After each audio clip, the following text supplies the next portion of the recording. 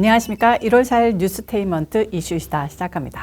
지금 미국에서 가장 뜨거운 뉴스인 연방 하원의장 선출에 대한 소식입니다. 1월 3일 118대 미 연방의회가 출범했는데요.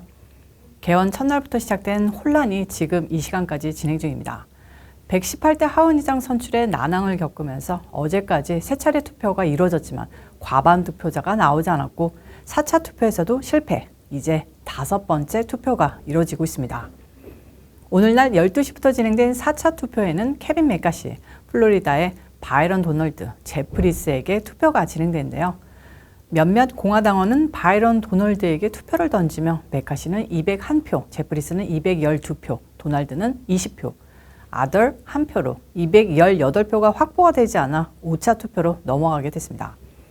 강경공화당파의 이탈표를 돌리는 데 실패해 공화당의 케빈 맥카시 의원이 당당히 선출이 되질 않고 있는 상황인데요.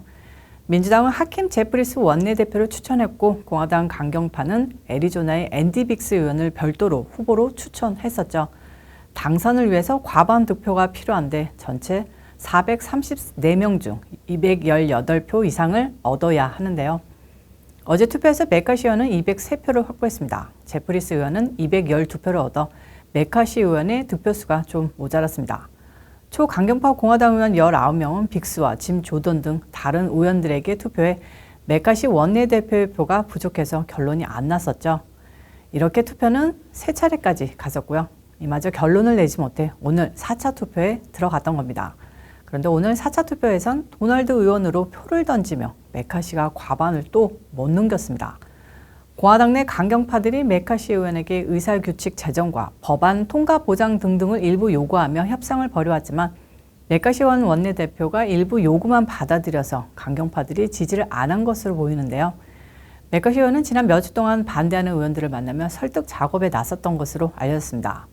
그의 양보안에는 만약 하원의장의 정책적 입장이 마음에 들지 않거나 바이든 행정부에 대한 조사를 수행하는 방식이 마음에 들지 않을 경우 하원의장을 즉각 해임할 수 있도록 하는 내용도 포함하고 있었다고 하는데요.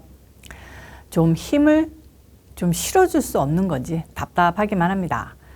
트럼프 대통령도 오늘 아침 자신은 맥카시 편에 서겠다고 발표를 했었고 어젯밤엔 트루스 소셜을 통해 공화당 의원들에게 맥카시에게 투표하고 승리를 쟁취해야 한다고 포스팅을 하기도 했었습니다.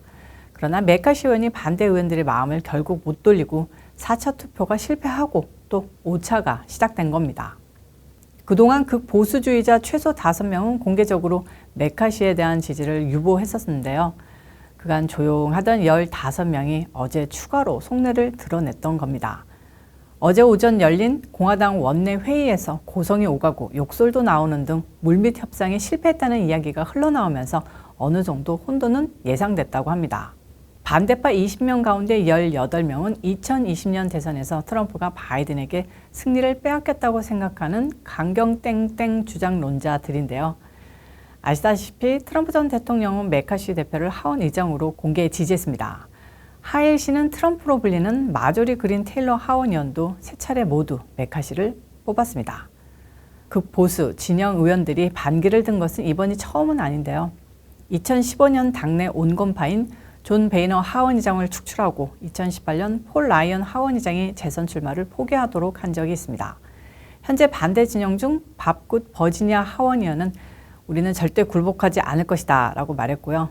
텍사스 칩 로이 의원은 눈도 깜빡이지 않을 것이라며 강경한 입장인데요.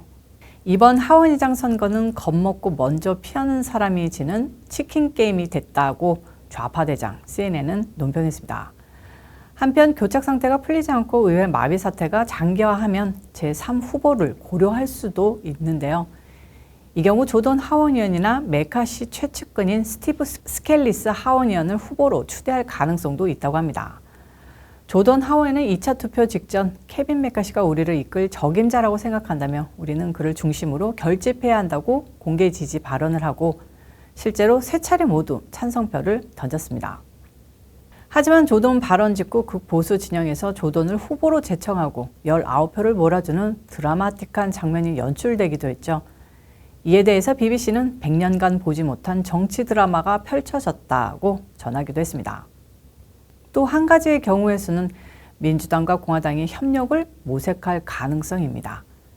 민주당 내 온건파표를 메카시가 가져오거나 공화당 내 온건파가 제프리스에게 투표하는 방안이 거론되지만 상대에게 하원 권력을 넘겨줬다는 부담 때문에 가능성은 작다고 풀이됩니다. 하원 의장 공석 상태가 장기화할 경우 의회 운영에 차질을 빚을 수 있다는 우려도 나오고 있는데요. 권력 서열 3위에 해당하는 의장직 선출에 총 결전을 펼칠 것으로 보입니다.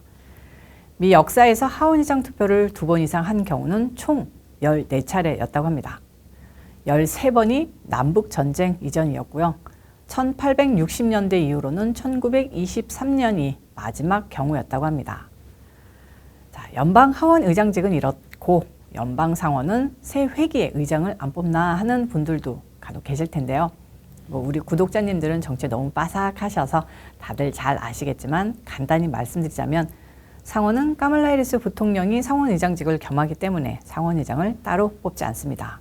상원 민주당은 지난 중간선거에서 51석을 확보하면서 다수당이 됐는데 그 이후 키어스텐 시네마 의원이 민주당을 탈당해 무소속으로 활동하겠다고 선언했었죠. 상원의장을 겸하는 해리스가 결정표를 행사할 수 있기 때문에 기존 지형에는 변화는 없습니다.